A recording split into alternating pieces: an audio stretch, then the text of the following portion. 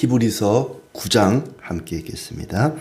첫 언약에도 섬기는 예법과 세상에 속한 성소가 있더라. 예배한 첫 장막이 있고 그 안에 등잔대와 상과 진설병이 있으니 이는 성소라 일컫고 또 둘째 휘장 뒤에 있는 장막을 지성소라 일컫나니 금향로와 사면을 금으로 싼 언약궤가 있고 그 안에 만나를 담은 금항아리와 아론의 쌍난 지팡이와 언약의 돌판들이 있고 그 위에 속죄소를 덮는 영광의 그룹들이 있으니 이것들에 관하여는 이제 낱낱이 말할 수 없노라. 이 모든 것을 이같이 예비하였으니 제사장들이 항상 첫 장막에 들어가 섬기는 예식을 행하고 오직 둘째 장막은 대제사장이 홀로 1년에 한 번 들어가되 자기와 백성의 허물을 위하여 드리는 피 없이는 아니하나니 성령이 이로써 보이신 것은 첫 장막이 서 있을 동안에는 성소에 들어가는 길이 아직 나타나지 아니한 것이라. 이 장막은 현재까지의 비유니 이에 따라 드리는 예물과 제사는 섬기는 자를 그 양심상 온전하게 할 수 없나니 이런 것은 먹고 마시는 것과 여러 가지 씻는 것과 함께 육체 예법일 뿐이며 개혁할 때까지 맡겨둔 것이니라. 그리스도께서는 장래 좋은 일에 대제사장으로 오사 손으로 짓지 아니한 것 곧 이 창조에 속하지 아니한 더 크고 온전한 장막으로 말미암아 염소와 송아지에 필요하지 아니하고 오직 자기의 피로 영원한 속죄를 이루사 단번에 성소에 들어가셨느니라. 염소와 황소의 피와 및 암송아지의 죄를 부정한 자에게 뿌려 그 육체를 정결하게 하여 거룩하게 하거든 하물며 영원하신 성령으로 말미암아 흠 없이 자기를 하나님께 드린 그리스도의 피가 어찌 너희 양심을 죽은 행실에서 깨끗하게 하고 살아계신 하나님을 섬기게 하지 못하겠느냐.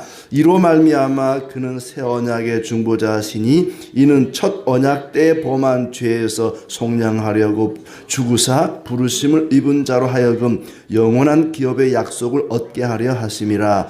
유언은 유언한 자가 죽어야 되나니 유언은 그 사람이 죽은 후에야 유효한즉 유언한 자가 살아있는 동안에는 효력이 없느니라.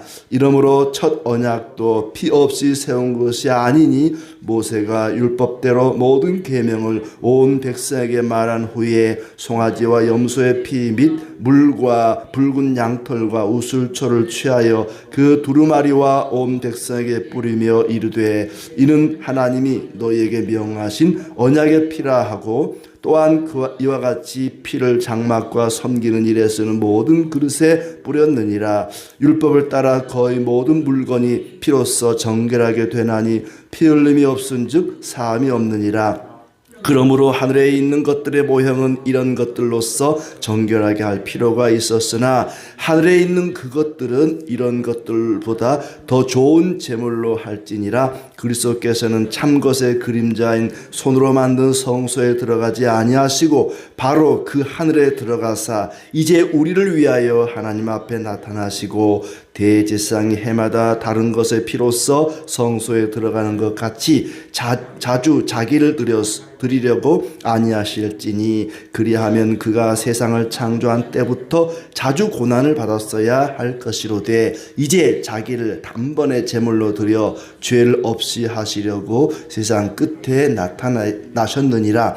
한 번 죽는 것은 사람에게 정해진 것이요 그 후에는 심판이 있으리니 이와 같이 그리스도도 많은 사람의 죄를 담당하시려고 단번에 들이신 바 되셨고 구원에 이르게 하기 위하여 죄와 상관없이 자기를 바라는 자들에게 두 번째 나타나시리라. 아멘. 네, 오늘도 주님의 은혜가 가득하기를 진심으로 축복합니다. 예수 그리스도는 새 언약의 중보자다 하는 것을 8장에서 생각을 해보았습니다.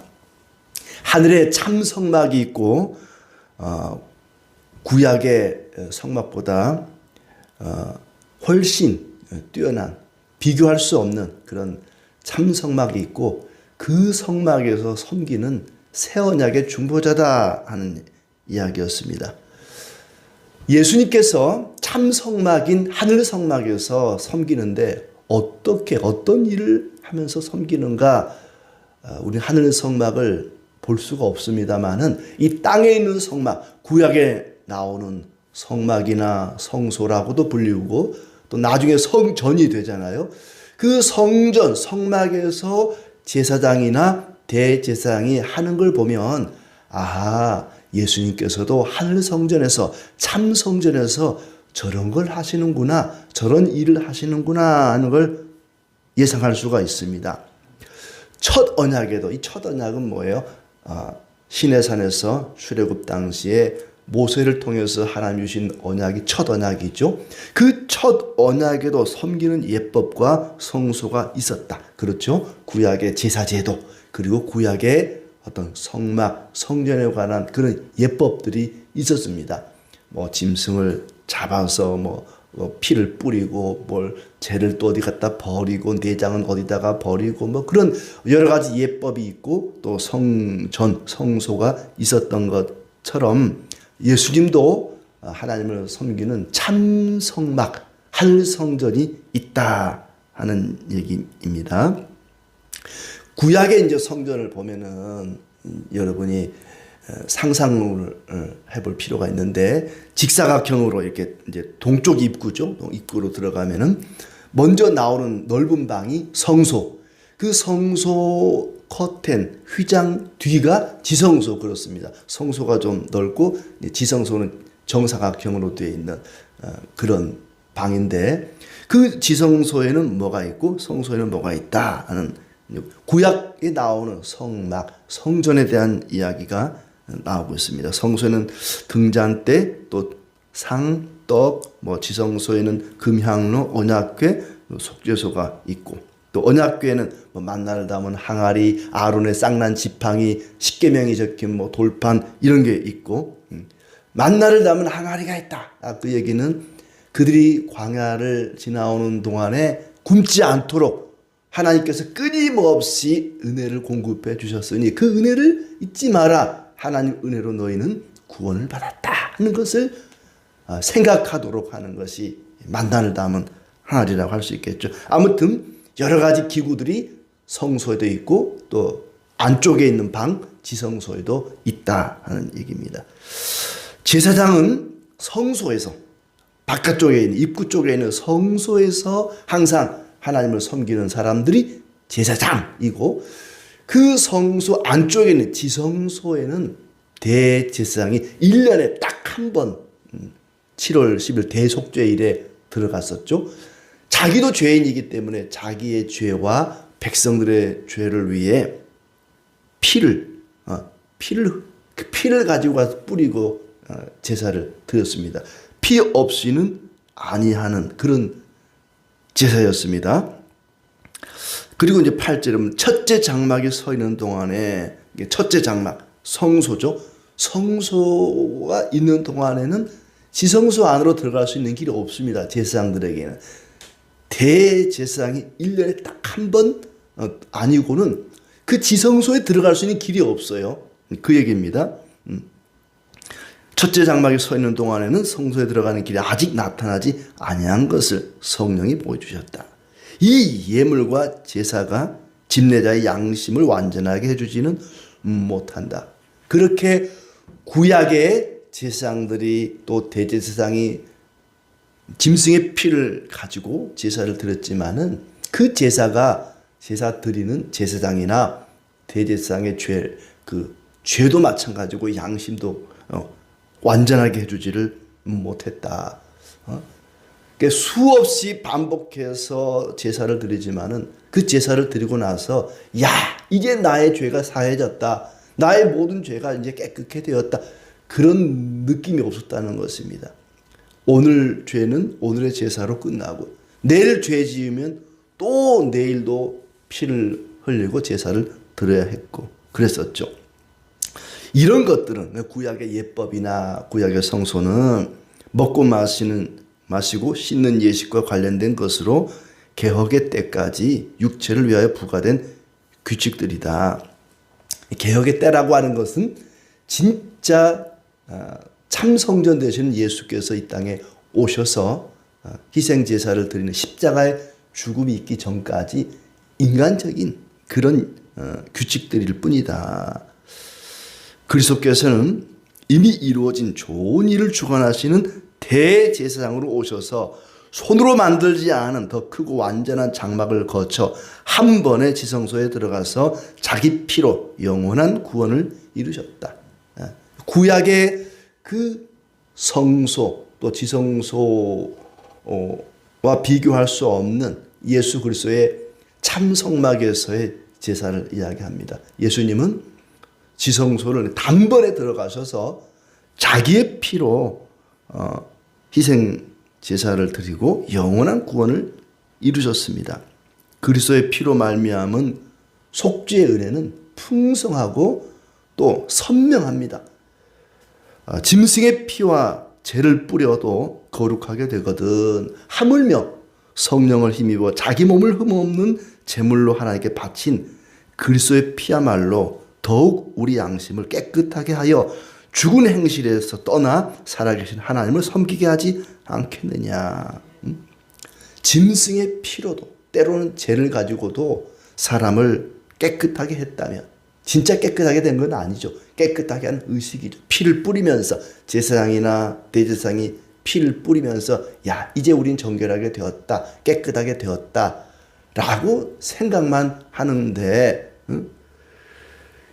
그리스도의 피, 예수 그리스도의 피는 더욱 우리를 깨끗하게 하지 않겠느냐. 짐승의 피를 가지고도 깨끗하게 했느니 정결하게 했느니 그렇게 말할 수 있다면 예수 그리스도의 보혈의 피는 우리를 얼마나 깨끗하게 할 수 있겠느냐 하는 얘기입니다. 그래서 그리스도는 새 언약의 중보자다. 부르심을 받은 자들이 약속된 영원한 유업을 차지하게 하셨다. 부르심을 받은 자들이 약속하신 영원한 유업을 차지하게 되셨다. 하셨다. 그 얘기입니다. 예수님이 십자가의 죽으심으로 말미암아 약속되는 하나님이 우리에게 약속하신 것, 예수 그리스도를 믿으면 구원을 얻는다고 약속을 하지 않았습니까? 예수님이 살아계시는 동안에 끊임없이 약속을 하셨습니다.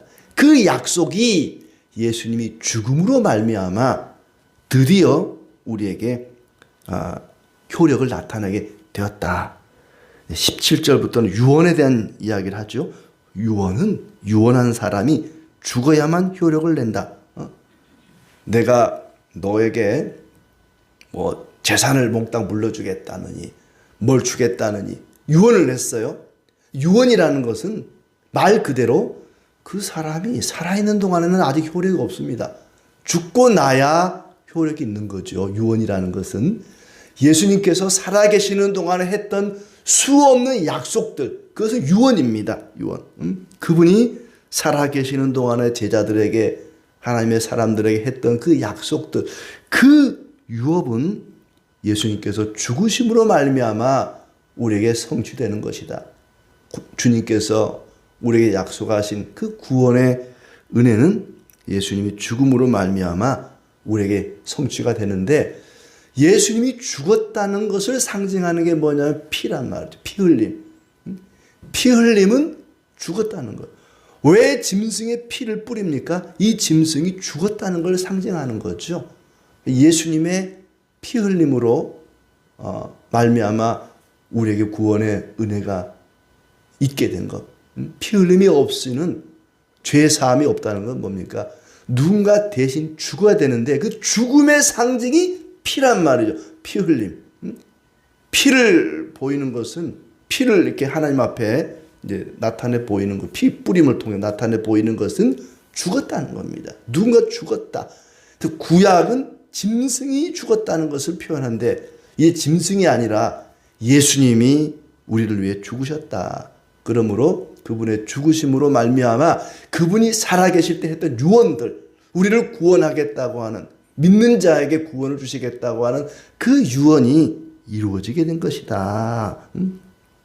첫 언약도 피로써 세운 것이다. 그렇죠? 첫 번째 언약, 구약의 언약도 피 흘림으로, 짐승의 피 흘림으로 말미암아 세워진 언약입니다. 모세가 백성들에게 계명을 말한 뒤에 송아지와 염소의 피를 언약책과 백성에 뿌렸고 이것은 하나님께서 여러분에게 명하신 언약의 피입니다. 구약의 모세의 법에도 짐승의 피를 통해 구원을 얻는 길을, 깨끗하게 되는 길을 이제 알려주셨습니다. 그래서 짐승의 피를 여러 장막과 제사에 쓰는 있는 모든 기구에도 피를 뿌렸다. 피 흘림이 없으면 죄 사함이 없기 때문입니다. 23절에 하늘에 있는 것의 모형은 이런 의식으로 깨끗해지지만 이 땅에 있는 성막이나 성막 안의 기구들은 짐승의 피를 통해 깨끗해지지만 하늘에 있는 것은 이보다 나은 희생제사로 깨끗해집니다. 하늘 성전과 거기 있는 기구들은 이보다 나은 희생제사, 예수 그리스도의 희생 죽음이죠. 그것으로 깨끗해집니다. 그리스도는 손으로 만든 성소가 아닌 하늘로 들어가셔서 하나님 앞에 나타나셨다. 그리스도는 단번의 제사로 죄를 없애셨다. 한 번 죽는 것은 정해진 거지만 그 후에는 심판이 있다 그랬습니다. 그리스도는 한 번 자기 몸을 제물로 바쳐서 구원을 이루셨다. 26절의 말씀을 다시 보면은 한 번 제물로 드려서 세상을 구원하시려고 세상 끝에 오셨다. 이런 말씀을 하고 있습니다. 예수님께서 한 번의 죽음으로 우리를 구원하지 못한다면 계속해서 반복해서 죽음을 당해야만 했을 것입니다. 그러나 이제 자기를 단번에 제물로 드려서, 단 한 번의 제물로 드려서 죄를 없이 하시려고 세상 끝에 나타나셨습니다.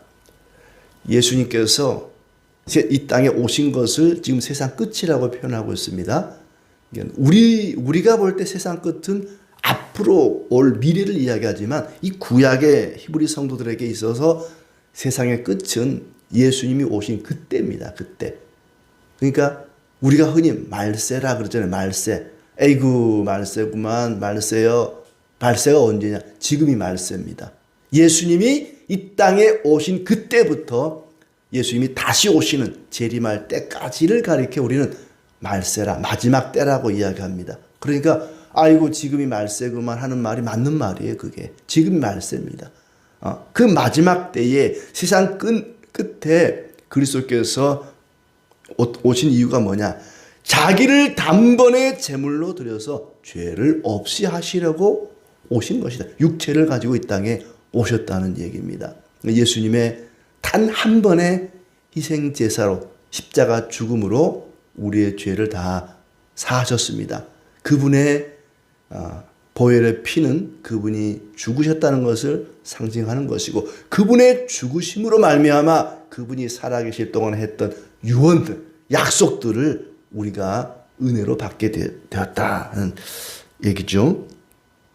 예수께서 십자가에서 죽으신 것은 하늘 성소에서 자신을 제물로 드린 것입니다. 그러니까 이 세상에 있는 구약의 성막에서 제사장들이 짐승을 불태워 제물로 드린 것처럼 예수님이 십자가에 죽으신 것은 하늘 성소에서 자기 자신을 희생 제물로 드리는 제사였다. 십자가 죽음은 구약의 제사장들이 짐승을 불태워 또 짐승의 피를 뿌려 드렸던 제사와 마찬가지 진짜 하나님이 기뻐하시는 희생 제사였다 하는 것입니다.